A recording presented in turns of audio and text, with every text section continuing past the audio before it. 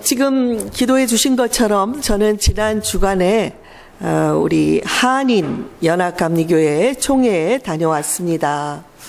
이번 총회의 주제는 약속의 땅을 향해 다리를 놓는 사람들, 약속의 땅을 향해 가는데 다리를 놓는 사람들이 되자라는 주제를 가지고 모임을 가졌는데요. 그래서 많은 20, 30대 차세대 목사들이 참석을 했고요. 한인교회 목회자, 미국교회 목회자, 그리고 남성 목회자, 여성 목회자가 함께 모여서 서로 연합감리교 내의 화합과 일치를 놓는 일을 담당하자. 그런 주제로 열심히 토론도 하고 성경도 공부하고 그리고 돌아왔습니다. 오늘은 광고를 드린 대로 5월 10일부터 20일까지 포틀랜드에서 있는 연합감리교회 총회, 세계의 연합감리교회 대표들이 4년에 한 번 모이는 총회가 열립니다. 여기서 유일하게 연합감리교회의 법을 바꿀 수가 있는 모임입니다. 이를 위해서 세계 131개의 연회들이 있는데 연회들이 하루 24시간씩 중보기도를 해오고 있습니다. 오늘은 버지니아 연회가 그 순서를 담당했고요. 지금 이 시간에도 1200여의 버지니아에 속한 교회들에서 끊임없이 중보기도를 드리고 있습니다. 오늘 7시, 8시 여러분 그때를 우리 교회 담당 시간을 기억하시고 기도해 주시기 바랍니다. 특별히 이번 총회의 여러 가지 안건 중에서 핫 이슈가 바로 동성애에 관한 것입니다. 이 동성애에 관한 제출해 들어온 많은 제안들이 있는데 거기에 하나님의 뜻이 이루어지도록 우리가 기도를 해야겠습니다. 현재 우리 교단은 동성애를 반대하고 성경대로 한 남자와 한 여자가 만나 가정을 이루는 것이 성경적이라는 공식적인 입장을 갖고 있지만 이번 총회에서 어떤 결정을 내리느냐에 따라 다른 입장을 갖게 될 수도 있는 것입니다. 저는 미국 목사님들과의 소그룹 모임을 자주 가지고 있는데요. 이미 그곳에서 많은 미국 목사들이 동성애에 찬성하고 있는 입장이라는 것을 알고 있습니다. 그런데 이번에 한인 총회에 가서도 그런 변화를 피부로 느낄 수가 있었습니다. 특히 동성애자들과 직간접적인 접촉이 있었던 사람들은 그들이 고립되고 배척당하는 삶을 살아온 것을 옆에서 지켜보면서 이제는 찬성하는 쪽으로 기울여져 있는 것을 보았습니다. 그들은 성경을 토대로 연약한 자들의 인권을 옹호하고 세리와 죄인들을 받아주셨던 주님의 사랑으로 동성애자들을 바라보자는 인본주의적인 접근을 하고 있었습니다. 제가 미국 목사님들과의 모임에 참석할 때에는 큰 어려움 없이 나는 성경 말씀대로 반대하는 의견을 말할 수가 있고 제 반대하는 입장에 대해서 저와 다른 입장을 가진 목사들이라 할지라도 공감해주고 그것을 잘 들어주는 것을 느꼈었습니다. 그런데 이번에 제가 들어간 소그룹 모임에서는 공감적인 대화보다는 어느 한쪽의 의견을 주장하는 분위기가 되다 보니까 결국 진솔한 대화가 나누기 어떤 것을 경험하고 돌아왔습니다. 더욱이 양측이 모두가 신학적으로 성경적으로 그 기본 위에서 같은 말씀을 각각 다른 해석을 하고 있기 때문에 성경책을 보십시오 내민다고 해결될 일이 아니었습니다. 결국에는 시간이 걸리더라도 인내심을 갖고 대화를 통해서 풀어가야 할 숙제라는 결론을 갖고 돌아온 것입니다. 여러분, 꼭 동성애 이슈가 아니더라도 많은 사람들이 모여 있는 공동체 안에는 서로 다른 의견을 가진 사람들이 얼마든지 있을 수가 있습니다. 그렇다고 상대방을 정죄하고 대화를 단절시킨다면 교회는 늘 갈등하고 분열될 수밖에 없을 것입니다. 열린 마음으로 다른 사람들의 의견을 경청하고 대화를 통해서 서로를 이해하려고 하는 마음이 필요합니다. 그러면 하나님께서 친히 개입해 주실 때가 온다.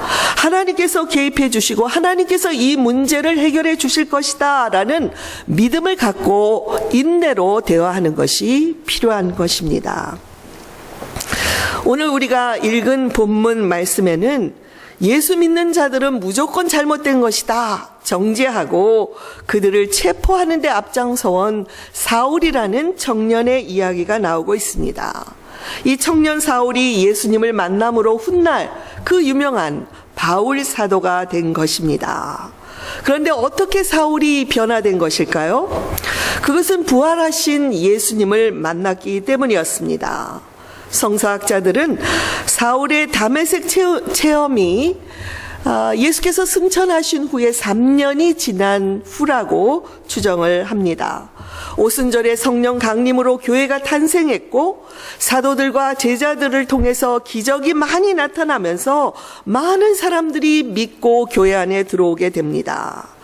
그러나 한편에서는 이러한 교회를 향해서 시기하는 자들이 예수를 믿는 자들을 박해하기 시작을 했습니다. 결국에는 스데반 집사가 돌로 쳐서 죽임을 당하는 첫 번째 순교자가 나왔습니다. 여러분, 그때 이 사울은 이 스데반을 죽이기 위해서 겉옷들을 벗었는데 그 겉옷을 맡아 지키고 있으면서 스데반이 죽는 것을 마땅히 여겼다고 성경에 기록되어 있습니다. 사울은 예수교를 없애는 것이 하나님의 뜻이라는 잘못된 믿음을 갖고 있었던 것입니다. 이런 사울이 어느 날 완전히 고꾸라졌습니다. 부활하신 주님께서 전격적으로 사울의 삶에 개입하셨기 때문입니다. 그 이후에는 이전에 예수를 믿는 사람들을 열심히 박해했던 것처럼 이제는 예수 믿고 복음을 전하는 데 열심히 목숨도 아끼지 않고 열심히 사역하는 주님의 일꾼이 되었습니다. 불교를 열심히 믿던 분이 우리 교회에 나오고 신앙을 가지면 또 열심히 믿는 것을 보지 않습니까? 이렇게 열심인 분들은 어디 가나 열심입니다. 문제는 무엇을 해도 미지근한 그런 분들이 문제인 것입니다. 요한계시록 3장 15절에 이런 말씀을 라오디게아 교인을 향해서 주께서 하셨습니다. 우리 같이 읽어볼까요? 내가 네 행위를 아노니 네가 차지도 아니하고 뜨겁지도 아니하도다. 네가 차든지 뜨겁든지 하기를 원하노라. 네가 이같이 미지근하여 뜨겁지도 아니하고 차지도 아니하니 내 입에서 너를 토하여 버리리라. 여러분, 주님은 사울의 열심을 보셨고 그를 변화시킴으로 그 열심을 주님을 위해, 교회를 위해 사용하도록 바꿔주셨습니다. 이제 사울이 부활의 주님을 어떻게 만났는지, 그리고 어떤 소명을 받았는지 살펴보도록 하겠습니다. 본문에는 두 가지의 만남이 기록되어 있습니다. 사울과 부활하신 예수님, 또 하나는 사울과 주의 제자 아나니아의 만남입니다. 첫 번째로 사울은 영적인 체험을 통해서 부활하신 예수님을 만났습니다. 여러분, 사울처럼 하나님을 열심히 믿으면서 율법도 반듯하게 지키며 살아가는 자들을 향해서 우리는 법 없이도 살 사람이야, 이렇게 말을 하죠. 그런데 때로는 이런 사람들이 복음을 받아들이기가 더 어렵다는 것을 아십니까? 도덕적으로 내가 흠없이 잘 살고 있는데 왜 내가 죄인이야 하면서 마음을 쉽게 열지 않는 것을 봅니다. 이런 사람들이 어느 날 갑자기 깨어집니다. 체험을 하면서 깨어지고 그 이후에 완전히 삶이 변하는 경우들을 볼 수가 있습니다. 바로 사울이 그런 사람이었습니다. 그는 한번 옳다고 생각하면 거기에 모든 것을 바칠 각오가 되어 있는 사람이었습니다.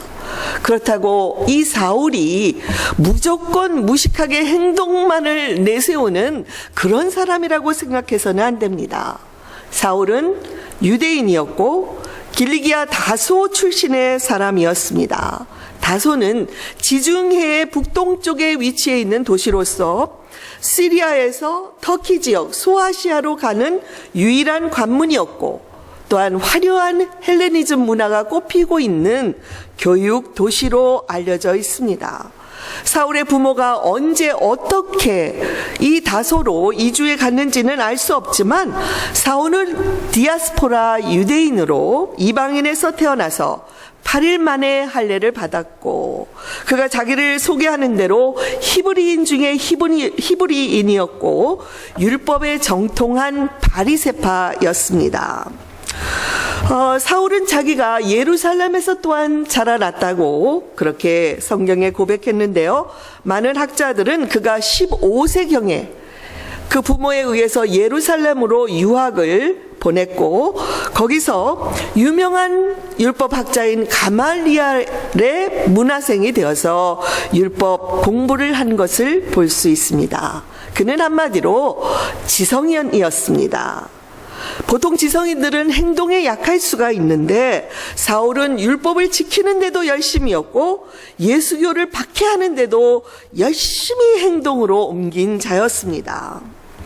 본문 1절과 2절을 보니까 사울이 주의 제자들에 대하여 여전히 위협과 살기가 등등하여 대제사장에게 가서 다메섹에 이미 여러 회당에서 예수 믿는 자들이 나왔다고 하니까 내가 그들을 체포할 수 있도록 나에게 위임장을 주시옵소서. 그래서 대제사장들로부터 위임장을 받아 가고 있는 중이었습니다.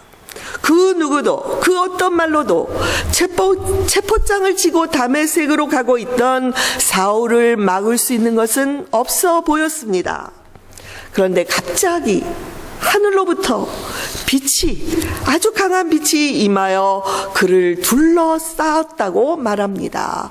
그 순간 즉시로 사울은 땅에 엎드러졌고 하늘로부터 사울아 사울아 네가 어찌하여 나를 박해하느냐라는 음성을 듣게 되었습니다.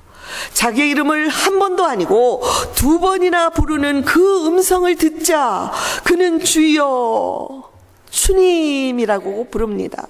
주님, 당신은 누구십니까? 그러자 나는 네가 박해하고 있는 예수다라고 밝히 자신을 드러내 주셨습니다. 여러분, 사울에게 하늘로부터 강한 빛이 비추인 것은 더 이상 너 사울 더 이상 그런 삶 살지 마. 왜 그러고 살고 있니? 그의 삶을 내버려 두지 않으시려는 주께서 초자연적으로 그에게 역사하신 것이었습니다.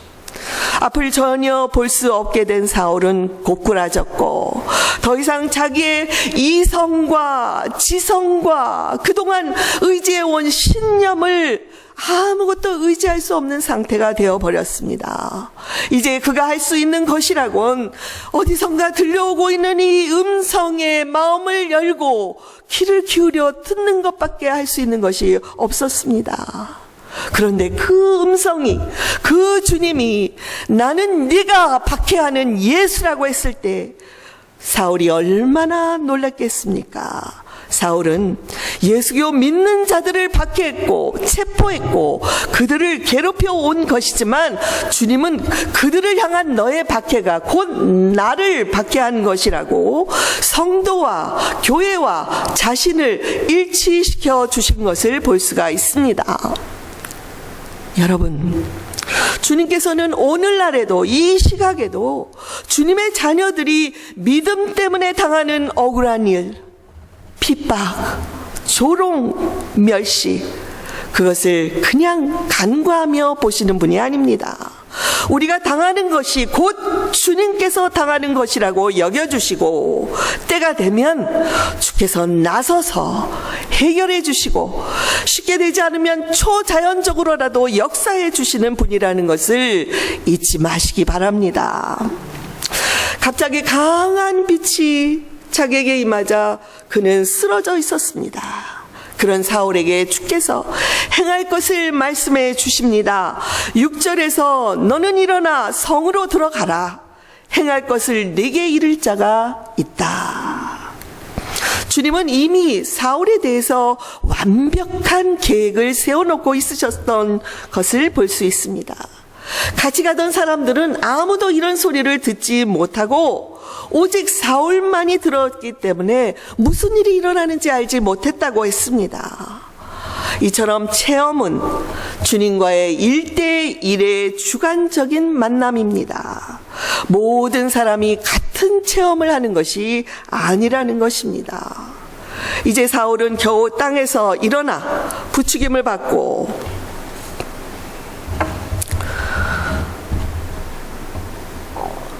일어나 눈을 뜨려고 했지만은 아무것도 보이지 않는 것을 알게 되었습니다. 더듬더듬이는 사울을 주변 사람들이 끌어다가 다메섹 성으로 들어가게 했습니다. 그는 거기서 사흘 동안을 먹지도 못하고 보지도 못하는 시간을 가지며 기도하는 시간을 가졌습니다.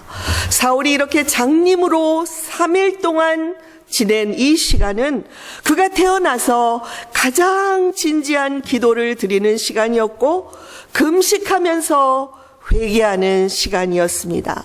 마치 요나가 물고기 뱃속에서 3일 동안을 갇혀 지내며 자기가 지나온 날의 삶을 회상하면서 하나님 앞에 회개의 기도를 드린 것처럼 사울은 3일 동안 캄캄한 어두움에 갇혀서 내 삶이 어디서부터 무엇이 잘못된 것이었을까 돌아보며 예수 그리스도를 영접하기 위해 꼭 필요한 시간이었던 것입니다.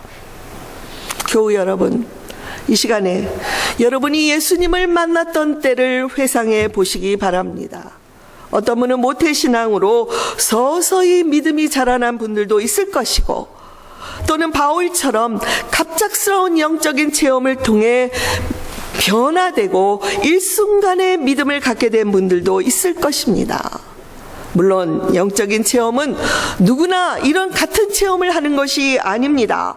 그러나 크고 작은 체험이 우리의 신앙에 꼭 필요하다는 것은 우리가 인정할 수밖에 없습니다. 저도 체험을 통해서 예수 그리스도를 인격적으로 1대1로 만난 후에야 그동안 이성적으로 이해하려고 했던 성경 말씀이 아하, 이게 하나님의 말씀이구나, 내 영혼의 양식이구나 라는 것을 알게 되었고, 성경에 그동안 제가 부인해왔던 그런 기적의 사건들, 이적의 사건들에 대해서 그대로 믿을 수 있게 되었습니다. 1.1획도 하나님의 말씀은 그대로 이루어질 것이라는 믿음을 확실히 갖게 되었던 것입니다. 혹시 여러분들 가운데 예수님을 이성적으로만 믿고 계신 분들이 있다면 체험적인 신앙을 갖게 되기를 바랍니다. 이때 한 가지 주의할 점은 체험을 주시는 분은 성령님께 달려있다는 것과 체험의 때와 시기도 성령께서 인도해 주신다는 것입니다. 혹시라도 억지로 체험을 가지기 위해서 여기저기 은사 집회 가운데 쫓아다니다 보면 오히려 분별하지 못하고 속을 수가 있기 때문에 말씀에 근거해서 분별하는 것이 필요한 것입니다. 두 번째로 사울은 아나니아와의 만남을 통해서 이방인의 사도가 되라는 소명을 받았습니다. 그때 다메섹에는 주님의 제자, 신실한 제자였던 아나니아라는 그런 사람이 있었습니다. 그가 기도하는데 환상이 보여지면서 음성을 듣습니다. 아나니아야, 주님, 제가 여기 있습니다. 그러자 주님께서 일어나 집 가라 하는 거리로 가서 유다 사람 집에서 머물고 있는 다소 사람 사울이라는 자를 찾으라. 저가 기도하고 있는 중이다. 그래, 그는 네가 이미 와서 기도해 줄 때 자기가 눈이 열리는 것, 장님으로부터 눈을 뜨게 된다는 것까지도 환상을 통해서 보았다. 이렇게 말씀해 주셨습니다. 주님은 기도하는 사람들에게 동시에 역사할 수 있는 분이십니다. 이때 주께서 자주 사용하시는 방법이 환상입니다. 여러 주님이 사용하는 방법 중에 하나입니다. 환상을 통해 주님을 계시하시는 것입니다. 이 가운데도 환상을 보시는 분들도 있을 거라고 생각을 하는데요. 주님은 오늘날에도 이 환상을 통해 역사하시기도 합니다. 그럼에도 불구하고 이 환상보다도 더 확실한 뭐가 있어요? 우리에게 성경 말씀이 있습니다. 성경 말씀을 통해서 언제나 기도하는 자에게는 주님의 뜻을 가르쳐 주시는 경우가 더 많다는 것을 기억해야 합니다. 아나니아가 주여, 이 사람에 대해서는 내가 이미 들었습니다. 그는 예루살렘에서 벌써 많은 성도들을 체포하고 적치하는 세를 끼쳤고, 여기서도 그런 자들을 체포하기 위해서 지금 대제사장으로부터 체포장을 가지고 온다고 들었습니다. 아나니아는 이렇게 말하는 것입니다. 주님, 주님의 교회와 성도들을 핍박하는 이런 사람에게 왜 안수해서 그를 다시 보게 하시려는 것입니까? 어쩌면 당연한 질문이었습니다. 그때 주님께서 가라, 이 사람은 내 이름을 위하여 이방인들에게, 임금들에게, 이스라엘 자손들에게 나를 전하기 위해서 택한 자니라. 그가 얼마나 많은 그로 인해 고난을 받아야 될 것인지 그에게 내가 보여줄 것이다. 여러분, 교회와 성도에게 원수 같던 이 사울을 택하셔서 그를 주의 일꾼으로 삼는 주님의 이 놀라운 긍휼과 사랑을 보시기 바랍니다. 또한 그에게 다가올 그 고난에 대해서도 미리 가르쳐 주셨는데요. 고린도전서에 보면 바울이 이런 고백을 합니다. 이 고백을 보면 이 말씀대로 이루어진 걸 볼 수 있습니다. 우리 같이 읽어보겠습니다. 바로 이 시각까지 정처가 없고 또 수고하여 친히 손으로 일을 하며 모욕을 당한 즉 축복하고 박해를 받은 즉 참고 비방을 받은 즉 권면하니 우리가 지금까지 세상의 더러운 것과 만물의 찌꺼기 같이 되었도다. 찢기보다 못한 이런 삶을 바울은 감당하며 주의 사역을 했던 것입니다. 이에 아나니아는 더도 질문하지 않고 곧 일어나 사울이 머물고 있던 집에 가서 그에게 안수하며 기도를 합니다. 형제 사울이여, 네가 오는 길에 만났던 주 예수께서 나를 보내서 너로 다시 보게 하시고 성령으로 충만하게 하신다. 일어나라. 기도합니다. 아나니아는 주의 말씀을 듣고 이미 사울을 자기의 형제로 인정을 했습니다. 나와 의견이 다르지만 그의 행동도 인정할 수 없는 것이었지만 주님 때문에 그를 형제로 받아들인 이 아나니아 역시 주님의 충성스러운 제자였던 것을 볼 수가 있습니다. 그러자 곧 사울의 눈에서 비늘 같은 것이 떨어져 나가고 그가 다시 볼 수 있게 되었습니다. 그리고 사울은 망설임 없이 곧 일어나 세례를 받고 주 예수 이름으로 자기의 신앙을 많은 사람들 앞에 고백하는 세례를 받고 음식을 먹고 강건해졌다고 말씀하고 있습니다. 예수를 핍박하던 사울이 드디어 주님을 만나 변화되었습니다. 할렐루야.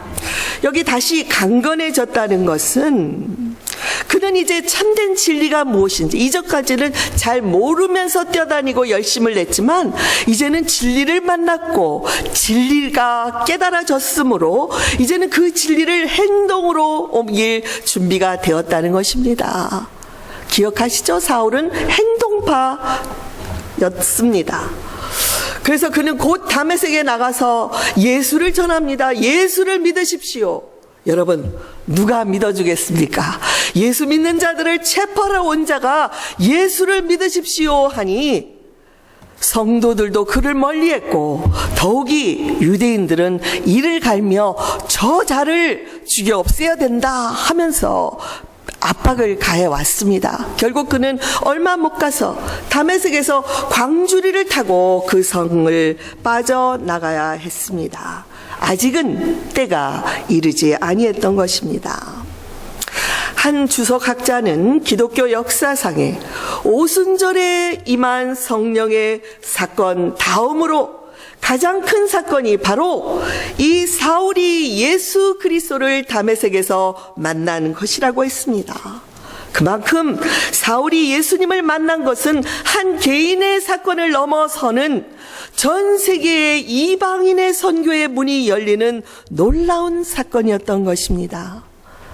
그런데 여러분들 중에서도 예수님을 만난 후에 나 개인의 삶이 변한 것뿐만이 아니라 내가 변하니까 나의 가정이 변하고 내 가정도 변하고 우리 가정의 식구들이 변하니까 그 주변의 친척들이 변하고 직장의 사람들이 변화되는 그런 놀라운 경험을 하신 분들이 있지 않습니까?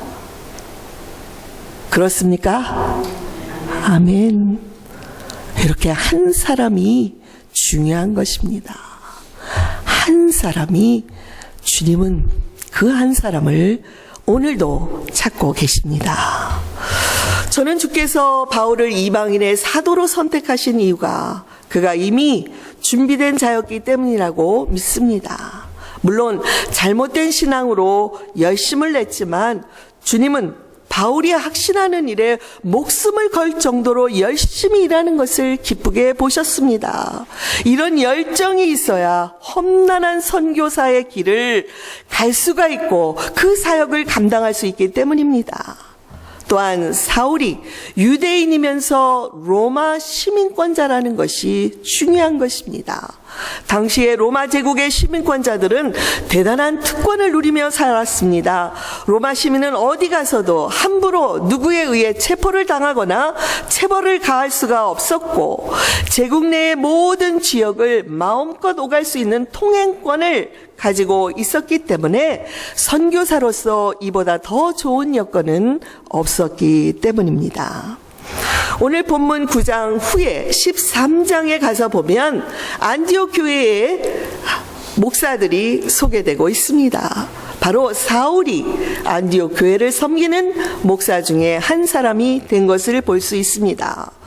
그러다가 그 교회에서 바울과 사울을 성령께서 부르시고 그들을 따로 세우라 하시고 그들을 선교사로 파송하는 역사가 13장에 나오고 있습니다. 그때로부터 선교사로의 사역을 시작한 이후로부터 사울의 이름은 성경에서 바울로 불리기 시작합니다. 오늘날 미국에 사는 분들이 영어 이름, 한인 이름 2개 다 갖고 있지요. 그런 것처럼 디아스포라 유대인들도 로마식 이름과 히브리식 이름을 갖고 있었습니다. 사울은 이방인 선교를 떠나면서 이방인들에게 익숙한 그런 이름, 바로 바울이 로마식 이름입니다. 그 이름을 갖고 선교 여행을 떠나게 된 것을 볼 수 있습니다. 사랑하는 교우 여러분, 이런 바울이 빌립보서 3장 8절에서 이런 고백을 하고 있습니다. 오직 예수 그리스도를 아는 지식이 가장 뭐예요? 고상하기 때문에 다른 모든 것은 배설물로 여깁니다. 이런 고백을 하고 있습니다. 바울처럼 당시 가장 위대한 지성인이고 율법에 열심이었던 이 사람이 예수를 만난 후에는 다른 모든 것은 배설물이나 다름없습니다. 중요한 것이 아니었습니다. 오직 예수 그리스도 그분만이, 그분의 말씀만이 소중하다는 그런 고백을 하고 있습니다. 그는 강한 신념의 사람이었습니다. 그러나 예수를 만난 이후에는 나의 신념이 이제까지 믿었던 것이 잘못된 것일 수도 있다는 것을 뼈저리게 경험한 사람이었습니다. 그의 눈에서 비늘이 벗겨져 간 후로부터는 내 생각, 내 이성, 내 지성을 다 내려놓고 예수 그리스도를 따르기로 한 것을 우리는 그의 고백을 통해 알 수가 있는 것입니다. 저와 여러분도 때로는 나와 다른 의견에 대해서 귀를 기울일 줄 알았으면 좋겠습니다. 설사 그가 잘못된 의견을 갖고 있을지라도 마음을 들어주고 귀 기울여주는 인내하는 것이 우리에게 필요한 것입니다. 이번 총회 성경 공부 시간에 이 말씀이 제게 아직도 남아 있습니다. 화해는 우리의 몫이고 일치는 주님의 몫이다. 우리 같이 해볼까요? 화해는 우리의 몫이고 일치는 주님의 몫이다. 우리가 열심히 용서하고 화해하는 삶을 산다면 어떤 다른 의견들이 있고 분열이 있어도 주님께서 일치를 향해 나아갈 수 있도록 개입하시고 역사하신다는 것을 우리는 믿어야 합니다. 이제 우리 연합감리교회의 중요한 분기점이 될 수 있는 총회가 얼마 남지 않았습니다. 한 달 정도 남았습니다. 우리는 열심히 기도하면서 총회를 통해 주님의 뜻이 이루어지도록 기도를 해야 할 것입니다. 그러나 설사 우리가 생각하는 대로 그 결과가 나오지 않더라도 절대로 이것이 끝이 아니라는 것을 기억하시기 바랍니다. 하나님은 능치 못함이 없는 분이십니다. 사울을 변화시키고 이방인의 사도로 그를 사용하시는 주님의 역사를 우리 모두가 신뢰할 수 있기를 바랍니다. 그래서 우리 모두가 일상에서 크고 작은 이 체험들을 통해서 주님을 향한 더욱 열심히 신앙생활을 할 수 있기를 바랍니다. 그리고 우리 삶에 주님께서 주시는 소명을 깨닫고 그 소명을 가장 최우선의 순위에 두고 순종하며 살아가는 저와 여러분이 되기를 주님의 이름으로 축원드립니다. 기도하시겠습니다.